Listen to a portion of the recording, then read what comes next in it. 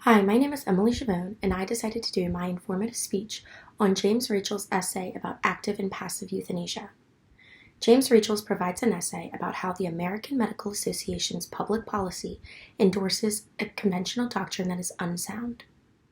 He challenges this reasoning with 4 different points on how the doctrine rests on a traditional distinction between active and passive euthanasia that is morally unfounded. Rachel's believes that the 2 types of euthanasia are not morally different and shouldn't be included in official public policy and statements. This is because it causes doctors and medical professionals to have to discriminate between the 2 types of euthanasia in order to satisfy the law. His first challenge is that active euthanasia is more humane than passive euthanasia in some cases. He has an example of a patient dying of throat cancer in extreme pain who can legally ask the doctor to withhold treatment. The doctor can abide by the patient's wishes under this doctrine because they permit the withholding of life-prolonging treatment. Rachel's argument is that the patient's suffering could be prolonged even further by withholding treatment than if the doctor administered a lethal injection or another form of active euthanasia.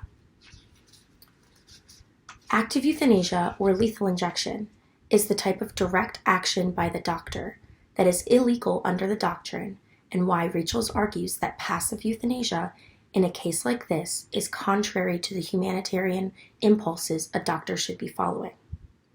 Rachel's furthers this point by saying that active euthanasia can sometimes be more humane, with an example of babies born with Down syndrome along with congenital defects that require an operation in order to survive.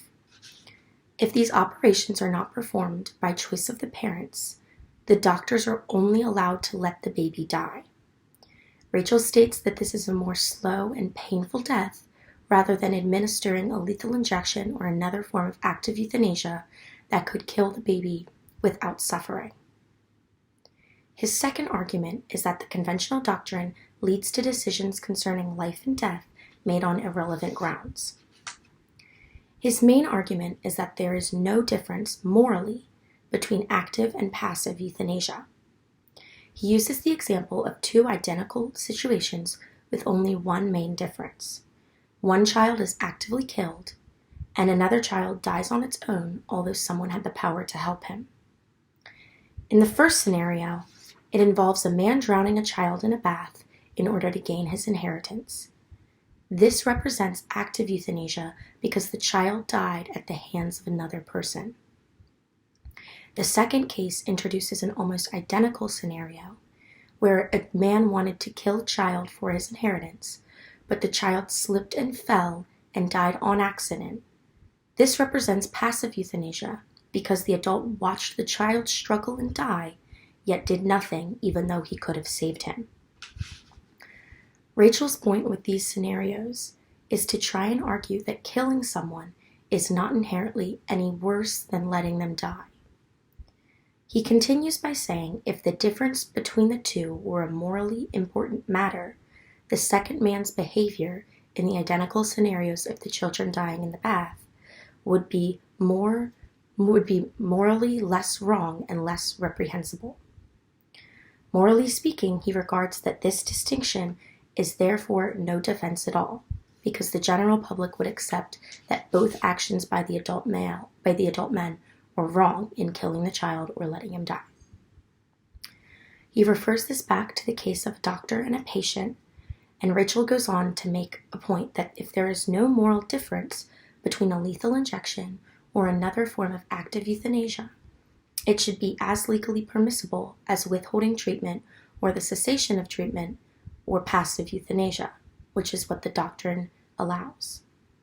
He states that because the American Medical Association's conventional doctrine policy forbids the intentional termination of a human life of one human being by another, but legalizes the cessation of treatment, it is a morally contradictory policy.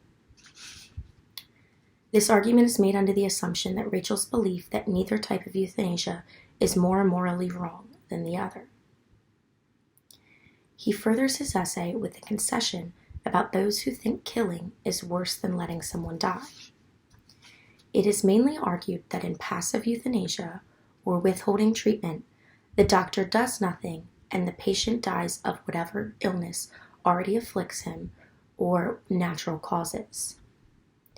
It is also argued that in active euthanasia, the doctor does do something to bring about the patient's death, whereas if treatment is simply ceased, the illness is the cause. This becomes a legal action with having to determine the cause of death for the patient, and where the American Medical Association is rooting their policy. Rachels refutes this argument and states that during a passive euthanasia, a doctor is doing something by letting the person die. The doctor is performing an action by way of not performing certain other actions. This is to refute the earlier claim that administering a lethal injection or directly killing someone in another medical capacity is the only type of active euthanasia that is morally any different than not performing an action. Another argument Rachels brings up is that the American Medical Association's doctrine is invalid because it forces doctors to be concerned more with the legal consequences of what they do instead of the moral ones. He argues that instead of focusing on the law, the American Medical Association's public policy should focus on the lack of moral difference he feels is apparent between the two types of euthanasia. He finds issue further with how the law is forcing upon doctors a moral doctrine that may be indefensible and has an effect on their practices. He finishes his argument in his essay with a statement condemning the authority and weight of this moral distinction the American Medical Association puts into writing in their official statements. He suggests that if there is no moral difference between the two forms of euthanasia, active and passive, doctors should not have to merely go along with the law instead of choosing the more morally preferable and humane option in each situation.